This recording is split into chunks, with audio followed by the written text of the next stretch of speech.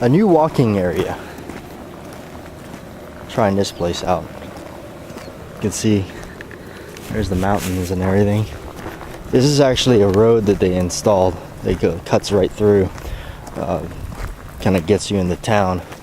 It's a nice road, and it has a nice walking path on the side here that I'm on. And this road, really, this one in the middle, cuts right through, and you can get into from Costco area to town really quickly, which is really nice.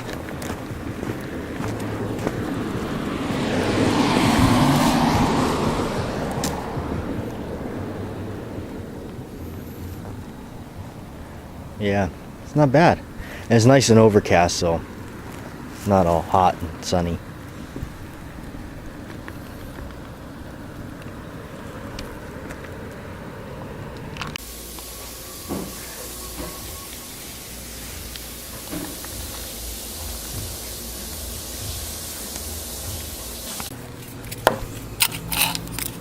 Just got this new flux, and it works really well so far. I just did a test with it,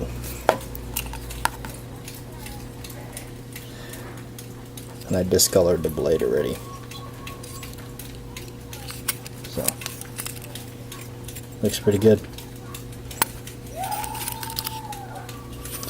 So whatever this stuff is, works really well. Okay, so here's the leather glove for my template glove build, basically, and I want to distress it and make it look worn. Now these cuts I made are roughly based on the cuts that I saw on the original glove, going all the way down through, and it's kind of hard to do that. You break through the stitching a little bit. Had to repair it a little. So again, it's not like extremely accurate, but at least just good enough for something that I want. Alright, now how I do this. For some reason, a lot of these guys, it's like the build these things, the way they distress them is like some trade secret. They won't share it, which is fine. I can respect that. But I'm going to show you how I do it. And what I use is wood stain, an old toothbrush. Just go ahead and dip it in there.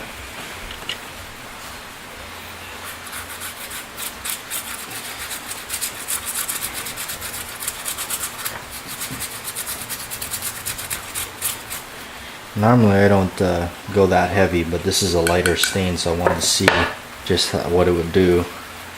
So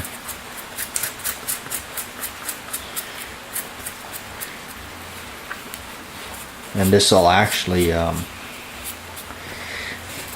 somewhat preserve the glove, I think. So.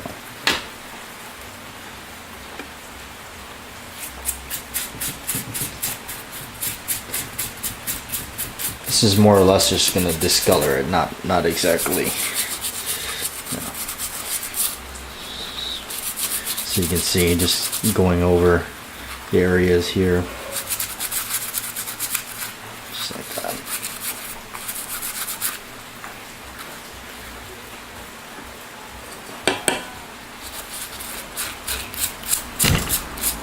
Oops.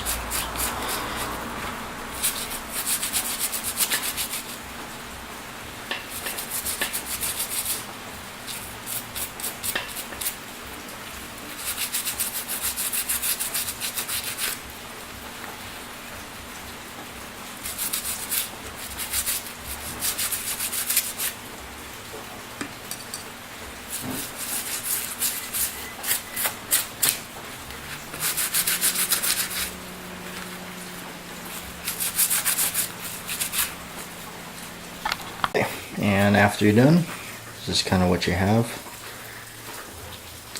This is just kind of my miscellaneous burning and staining.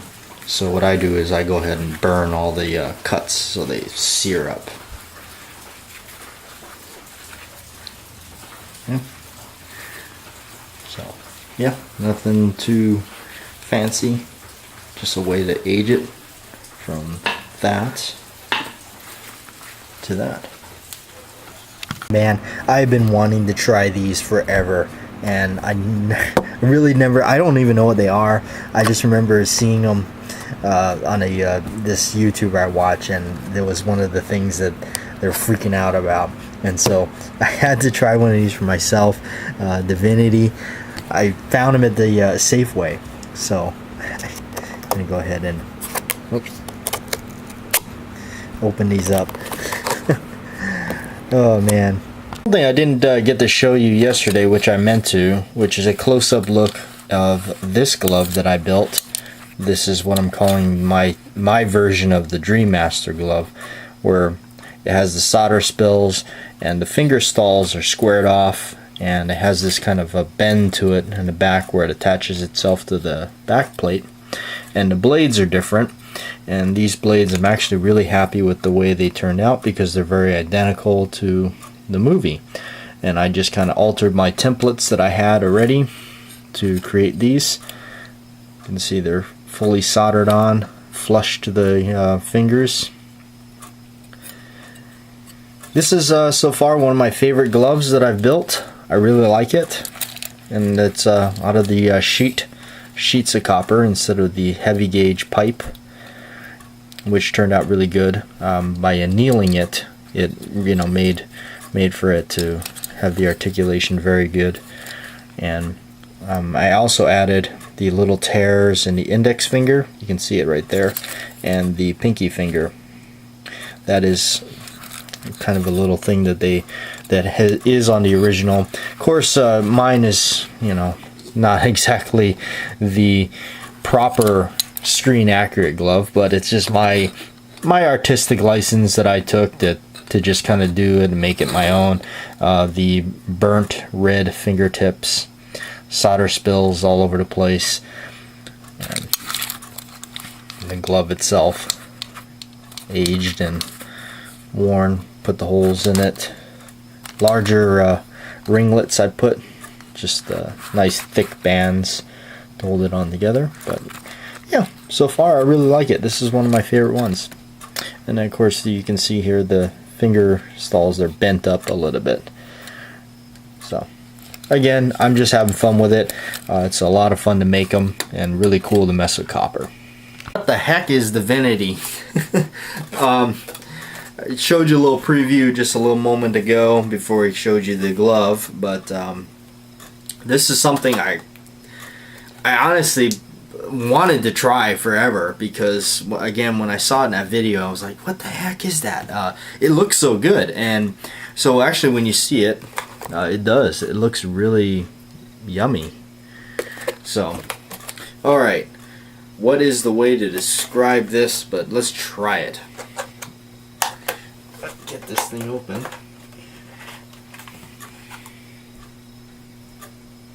It's sticky, actually, in a sense.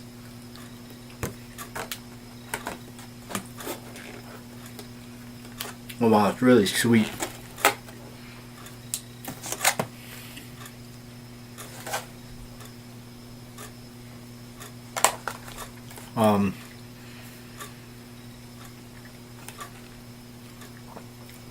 You know what it tastes like?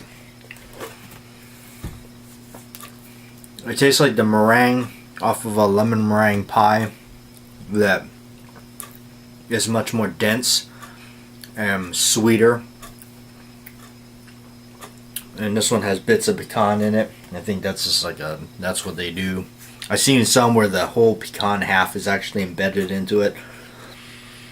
Interesting candy.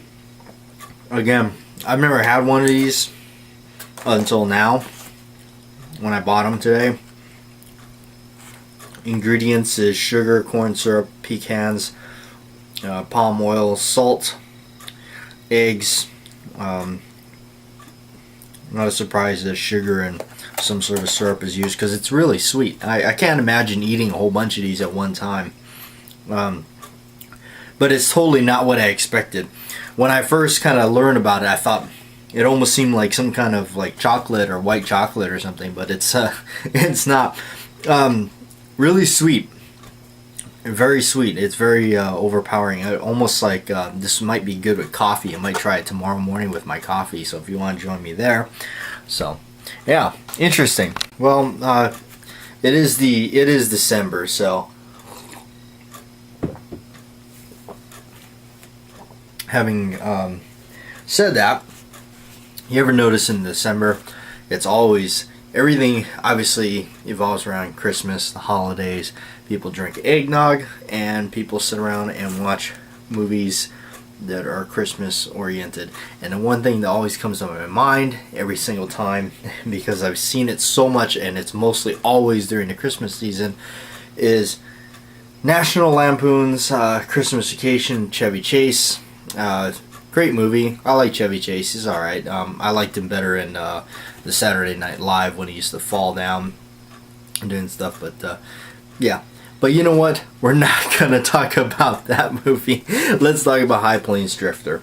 Clint Eastwood, High Plains Drifter. What a cool movie. This always remained to me as a darker Western. There's something so much darker about this movie. He's portraying, what is it? His famous character, the man with no name.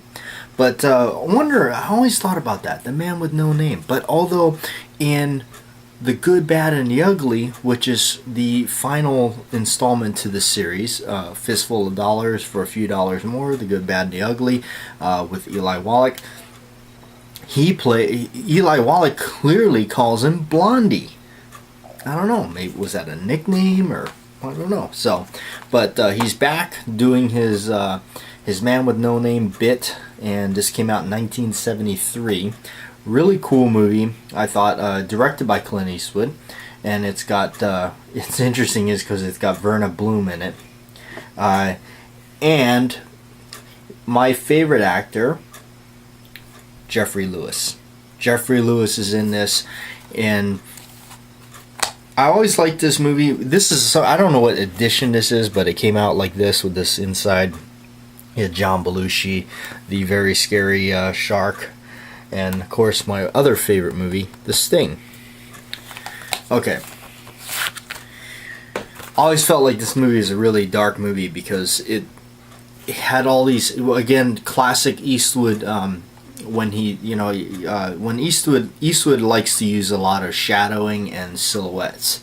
That's really noticeable in Sudden Impact, when he took the director's chair in his own Dirty Harry series and directed himself in Dirty Harry. That is, Sudden Impact remains one of the darker films. So, and High Plains Drifter to me is like the Sudden Impact of his Western movies, because this was a darker movie. The entire ending takes place at night, and it just has a more ominous feel to it. And then having them paint the entire town red, and then put hell on the sign to welcome into what's the town, Largo or something? Yeah. So, and of course Jeffrey Lewis just gets blown away in it, it's actually a pretty bloody movie. Again, could we say that this is because of Sam Peckinpah's 1969 The Wild Bunch? So, but yes, again, one of my favorites, because I always remember seeing this on TV, one of those Western, or one of those channels, TNT or something, when I was growing up. Always, oh look, it's on. I would sit at home, sit on the couch and literally watch it and sit through commercials. Little known fact about old Batjack JW, I don't have cable. I don't watch TV because you know why? I can't stand commercials. I can't stand commercials. I can't stand the edit cutting of these movies. The way whoever made the movies had a vision. It's like, it would be like watching The Wild Bunch without the effects in it. Sam Peckinpah had a vision. That's what he intended you to see. So when somebody goes through and says, oh no, you can't see that because we deem it too violent. So we're going to edit that out and not show it to you. It's ruining art, regardless of the way you look at it. So that's always the way I look at it. And if you don't want to see that kind of stuff, don't watch it. So anybody that sits there and goes, I'm going to watch this Sam Peckinpah movie, but I don't want to see all the blood and guts, it's like, that's like, bro, like I want to read a Stephen King novel because I want to, you know, think about happy things. Anyway, I'm almost done with the template glove. I'll probably get that finished tomorrow. Again, with that new flux is amazing. I did a second finger just to think, maybe I was like, you know what? I hope this is not just a fluke accident that it went over that smoothly, but it did. So I'm gonna finish the glove tomorrow. Hopefully, I have two more finger stalls to do with by attaching the blades to those, and then putting the ringlets on. And that's a total of, what is that, 8 ringlets that I have to do, and then just pretty much cutting out the back plate, which is fairly easy, weathering the back plate and punching the holes in it and riveting it on. So hopefully I'll get that done tomorrow and we'll get the chance to look at it. And again, here's the that really cool template that I got sent to me. And so I loaded it onto a flash drive and got the template figured out or printed out, and then yeah, so that's what I'm doing, that's what I'm working on. So join me tomorrow, we'll figure that out, or we'll see if it turns out. So I'll see you tomorrow.